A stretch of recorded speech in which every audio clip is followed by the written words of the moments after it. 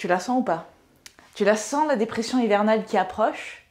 La petite déprime là à l'approche des jours un peu plus frais, le nez qui coule, les yeux rouges, le nez comme une patate, enfin tout ce qui est de plus glamour et sexy. Mais ce ne sera pas le cas cette année. Non, ce ne sera pas le cas parce que je vais t'apprendre véritablement à manager ton stress, comme jamais on ne te l'a appris et comme jamais je ne te l'ai transmis sur cette chaîne YouTube. Et pourtant, Dieu sait que j'en ai fait des vidéos sur le stress et beaucoup trop peut-être, ou non, c'est jamais trop.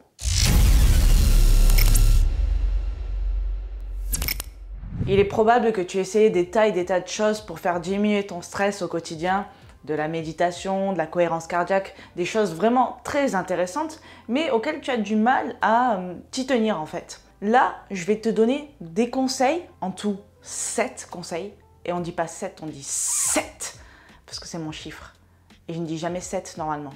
Là, je viens de le faire, c'est exceptionnel, sinon je dis 7. 7 conseils auxquels tu n'aurais pas pensé, c'est pour ça que je suis là. Il est important de savoir que notre stress n'est pas notre pire ennemi comme on peut te le transmettre parce que celui-ci peut avoir des effets néfastes sur ta santé. Mais j'aime dire qu'il a des effets néfastes sur notre santé parce qu'on pense qu'il est mauvais.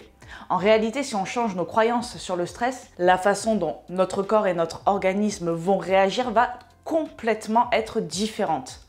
Il y a deux façons de le percevoir, soit comme une menace, soit comme un défi.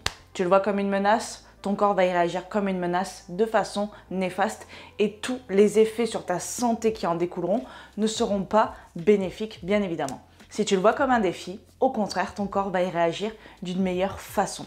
Il va préparer ton corps à cela. Tu vas vraiment être dans un autre mood, ton corps lui-même va être dans une autre réaction. Le stress est tout simplement une information que nous pouvons analyser et utiliser.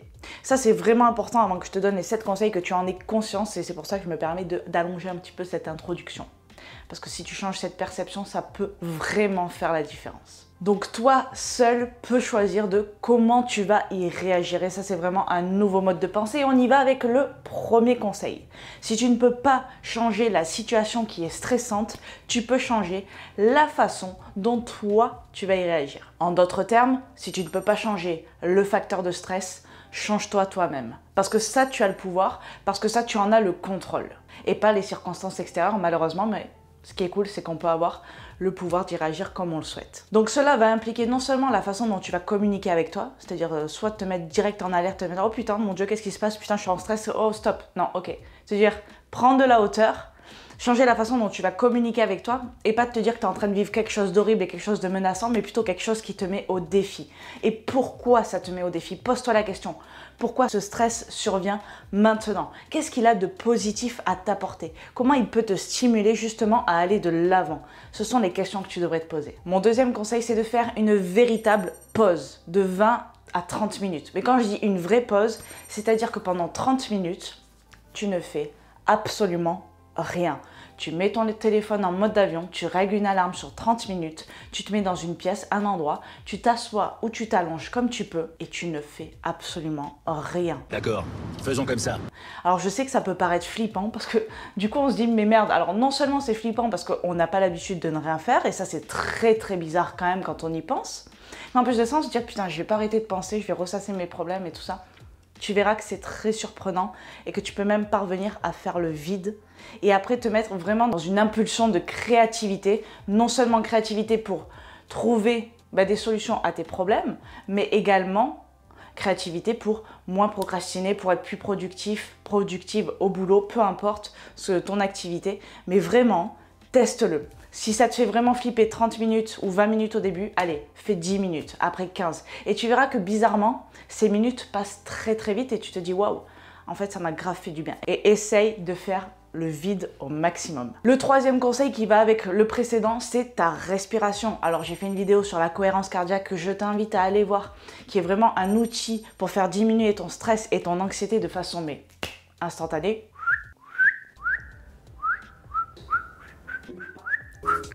Mais je sais qu'il y a les autres sifflements là, ça me stresse je les entends dans ma tête. C'est pas normal. Donc en fait, pendant ces 30 minutes dont je t'ai conseillé juste avant, tu peux justement te concentrer sur ta respiration et en prendre le contrôle parce que ça aussi, on l'oublie, mais c'est nous qui contrôlons notre respiration.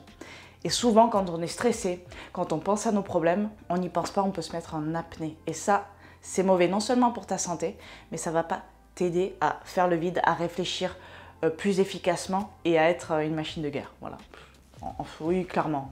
Disons-le, disons les choses comme elles sont. Le quatrième conseil, c'est de prendre de la hauteur sur tes habitudes de tampon émotionnel. Ça veut dire quoi? Lorsque tu vas ressentir une émotion désagréable, parce qu'en fait, il n'y a pas d'émotion positive ou négative. Il y a des émotions qui sont désagréables à ressentir et d'autres qui sont plus agréables. Mais ce qui est positif et négatif, c'est toi qui le choisis, c'est la façon dont tu réagis une fois encore. Souvent, la plupart du temps, les personnes vont faire le tampon émotionnel. Alors, c'est le cas, mais tout le temps, avec les personnes qui fument, elles vont ressentir une émotion agréable ou désagréable, peu importe, elles vont prendre une cigarette. L'alcool, c'est pareil. Et d'autres, la nourriture. Et ça peut être plein d'autres choses. Ça peut être le sexe, ça peut être la télévision. Mais il existe des tas et des tas de fuites, en fait, aux émotions. Et cela va, au lieu de te faire vraiment ressentir cette émotion, la refouler et l'intensifier finalement. Et c'est un schéma qui se répète et un cercle vicieux dans lequel tu peux rentrer pendant de longues et longues années. Donc, prendre la hauteur là-dessus, dis-toi, ok, quand je ressens des émotions, je fais quoi en fait? Est-ce que vraiment je prends le temps de les accueillir même si elles sont désagréables? Est-ce que je prends le temps de les écouter? Parce qu'une émotion, c'est un message. Et ce message n'est jamais là par hasard. Donc, prendre le temps de l'écouter va vraiment t'aider à te développer personnellement et à connaître une certaine croissance, tu vois, et t'améliorer dans tous tes domaines de vie. Donc, soit à l'écoute de tes émotions. J'avais fait aussi une vidéo sur l'alimentation émotionnelle, je t'invite à aller la voir, tu vas avoir un maximum d'infos là-dessus. La cinquième chose, c'est de tenir un journal. Donc je te demande pas de tenir un journal forcément intime où tu racontes ta life ou enfin, si c'est ton choix, fais-le. Mais par exemple, lorsque je te parlais des émotions précédemment, peut-être que tu peux y sortir tes pensées. Le fait de sortir certaines choses, de les écrire, vraiment ça t'aide à prendre de la hauteur, à te questionner là-dessus et à avancer. Parce que ce qui ne s'exprime pas s'imprime.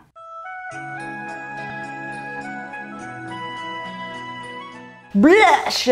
Donc juste le fait d'écrire ce que tu penses, même si tu dis ouais mais je le pense, c'est pareil. Non, si tu l'écris, déjà tu vas voir qu'il y a d'autres pensées qui vont arriver parce que finalement tu le sors, tu sors certaines choses. Toi ça te fait du bien, fais-le.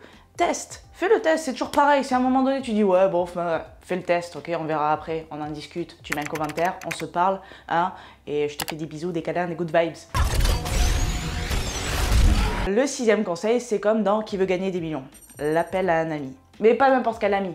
Un ami ou un membre de ta famille ou tes proches ou un collègue de boulot, peu importe. Une personne tu sais que dès que tu vas l'appeler, tu vas directement ressentir des bonnes vibes. Ça va forcément être cool. Pas la personne qui va te raconter ses problèmes ou la personne qui va dire « Oh ma pauvre... Non, ça on veut pas ça. On veut quelqu'un, quand on l'appelle direct, on va se marrer, tu vois. On sait qu'on va passer un bon moment, même si c'est 2 minutes, même si c'est 5 minutes et même si c'est 2 heures.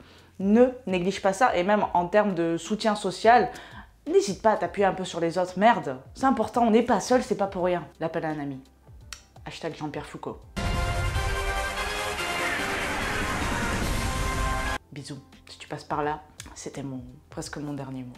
Septième et dernier conseil, le mouvement, le training, le sport. Envoie du lourd. Direct, déchire tout.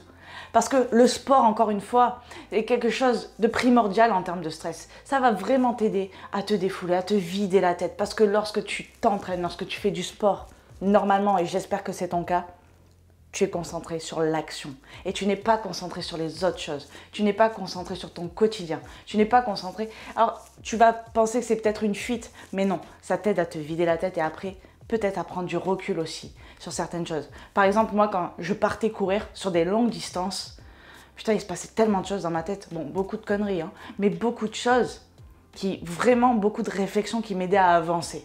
Ne néglige pas ça. Et en plus de ça, c'est excellent pour ta santé. Pourquoi s'en passer ? Ce sera un mot de la fin. Merci d'avoir suivi cette vidéo. Je te remercie encore une fois de ta présence. Je te donne rendez-vous mercredi prochain à 18 h pour une nouvelle vidéo. Et en attendant, je t'envoie plein de good vibes. Ciao!